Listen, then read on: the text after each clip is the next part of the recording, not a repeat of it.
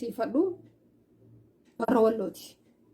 Shamarran walloo an hamman arge keessatti hamma ammatti yoon akkam arge jiruuti keessatti jechuudha biyya namaa keessatti kan an arge mumkin nam sadii ni taha.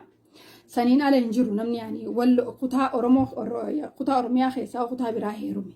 Walloo walluma fuuti walloo walluma heerumti. Das nama ja'a. Akkasii qeerroo walloo fa'aa baay'een dinqisiifadha. Maaliif irra caalatti shamarran alagaa keessatti uummata nafxanyaa kana jechuudha. Dilas wanni hin jaan akka keenyaa jechuudha. Fakkeenyaaf amma Harargeen, Arsiin warroonni biraa kun ni fuudhan. Shamarran Amaaraa jechuudha. Garuu isaan maaliif keessattuu isaan akka keenyaa miti. Waliin guddatanii uummata kana jechuudha. Waliin guddatanii waliin jiraachaa turanii sanii waliin illee bultiif yookaan immoo jaalalaaf isaanitti dhiyaatu arkeen beeku nama baay'eetti dhiyaasuufsiseen jira.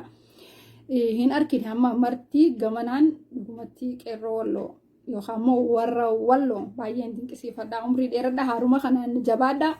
Duraanuu jajjabeedha isinii kana caalaa jajjabaadha akka Oromoo kutaan kurnan hafte isinirraa fakkeenya taatu.